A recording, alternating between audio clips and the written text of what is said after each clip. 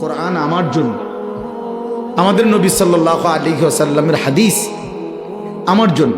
এটা মনে রাখতে হবে, আমাদেরও বলার দরকার নেই যে আমার জন্য, আমার জন্য, আমার কবর, আমার আখিরাত, আমার মিজান, আমার ফুলসিরাত, আমার হাসর, আমার মৃত্যু, আমার পরকাল।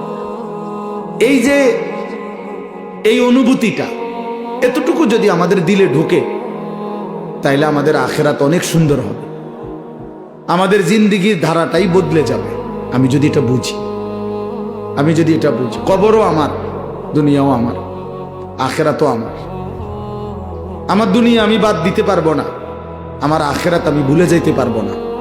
তো বুদ্ধিমান তো সে দুইটাকে যে মিলায় নেয়, আমার দুনিয়ার প্রয়োজনও পূরণ হোক, আমার আখিরাতের নাজাতের ব্যবস্থাও হোক। আমার বউ বাচ্চার জন্য বাজার দরকার, ঠিক আছে বাজারও করি। আমার জোহরের নামাজ ফরজ পড়া দরকার, তো সেটাও পড়ে ফেলি।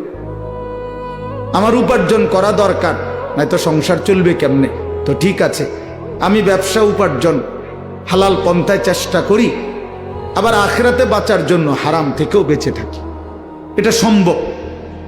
একজন মানুষ যেহেতু দুনিয়াবি অসংখ্য কাজ করতে পারে, তাহলে আখিরাতের এই আমলগুলোও তার জন্য করা সম্ভব।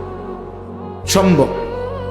কোরআনুল কারীমের মধ্যে আল্লাহ তাআলা বলেন, ফাআকিম ওয়াজহাকা লিদ-দীনি হানিফা ফিতরাতাল্লাহিল্লাতী ফাতারান নাসা আলাইহা লা তাবদীলা লিখালকিল্লাহ। আল্লাহ তাআলা বলেন, নিজেকে পুরা শতভাগ দ্বীনের উপরে ফিরায় রাখেন, অর্থাৎ 100 পূর্ণ দ্বীনের উপরে নিজের জিন্দেগি, নিজের চেহারা। তা এজন্য বললাম যে দুনিয়া আমারই, আখিরাতও আমার, আখিরাতও আমার। মিলায় নিলেই হয়, গুছায় নিলেই হয়।